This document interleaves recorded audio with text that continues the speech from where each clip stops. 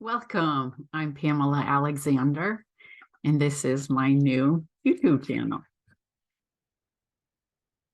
We're going to be talking on this channel primarily about the soul and the emergence of the soul, and all of the things that are around that in terms of what are the implications of this emergence of the soul that we're going through right now as humanity evolves. We are in the midst of this evolution. So an important question that many of us might be asking is, well, why am I here? Right? This is a common question that people eventually at some point in their lives come to understand. And when people reach the end of their life and they're kind of looking back over the course of it, many times what they're concerned about, what they wish had been different, was that they followed their hearts and they listened inside to more of what they felt their hearts and souls were guiding them to do, instead of adapting to the collective and what they were told they should do. And so when we ask, like, why are we here? We can look around us to stories, and stories make up the fabric of our reality, right? When you meet somebody new, what do you say? Oh, tell me about yourself. So basically what we're saying is, what is that story that you're telling? What is the story about you, so that I can understand who you are?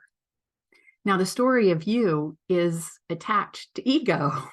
So the story of you isn't like who you are, but it is the form that the soul takes when it is operating in the physical world.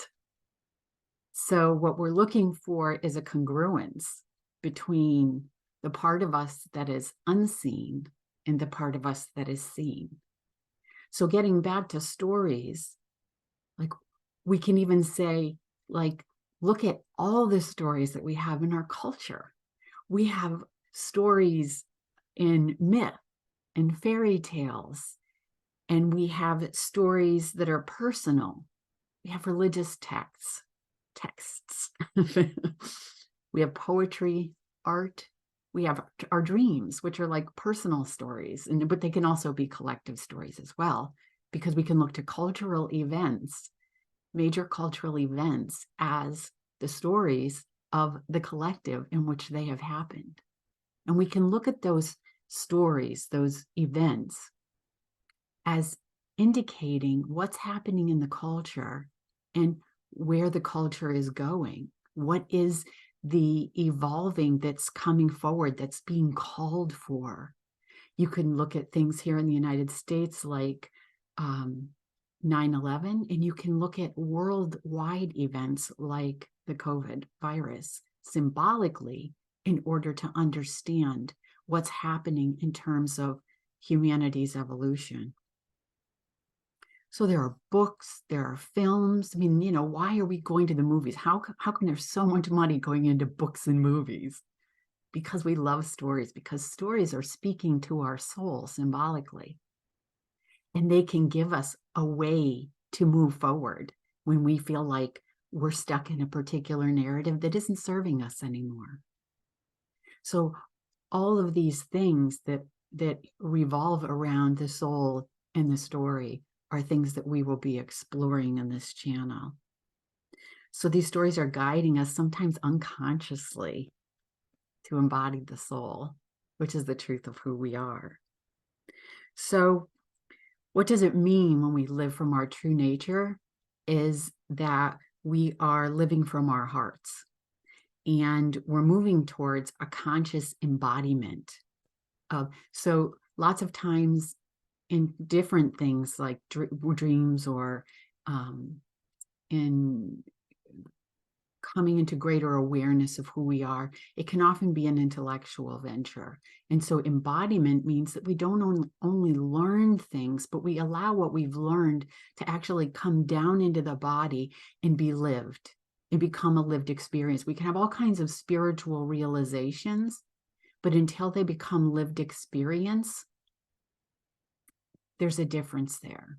and it becomes a fabric of ourselves and our reality and how we operate in the world and how we influence others as well. So the channel's focus, as I've been saying, is the soul's emergence, exploring the unknown reality that we're moving toward, right? Because this shift into something that we don't really know if it's been here before or not, but as far as we are consciously aware of, at least most of us, it's not something we've seen. And so when we're looking to change into something new, there often isn't a path forward that we can see. Like, what does that entail? Like, what does it look like?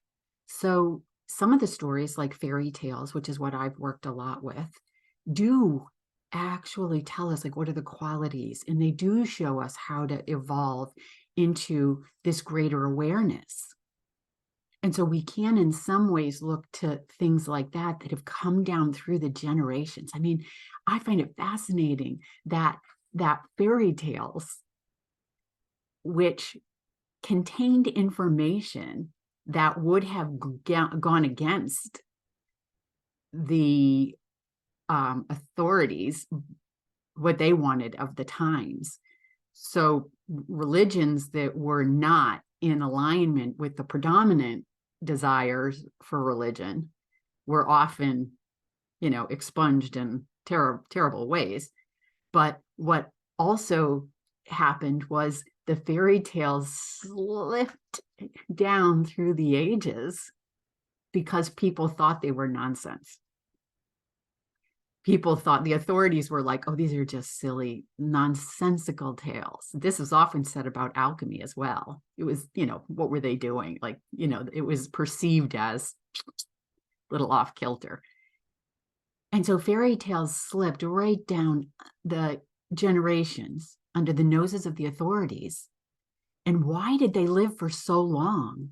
We can look at a story like Psyche and more, Beauty and the Beast, which came from that story.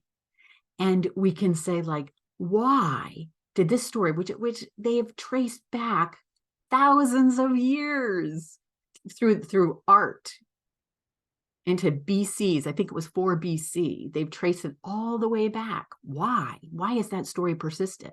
Or The Wizard of Oz, which was written and published in 1900. That's over 120 years ago.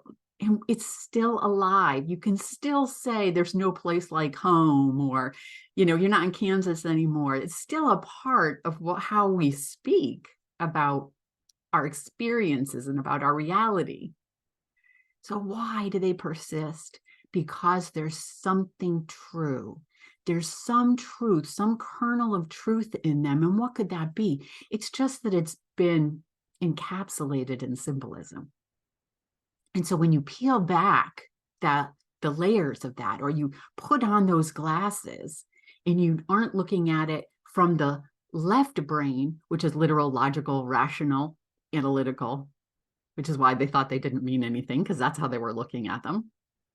And instead you shift over to the symbolic, or even, like I said, a cultural event that seems like it's absolute insanity. And you perceive it as actually serving us. It's somehow speaking to us. And what is it saying? Like a dream.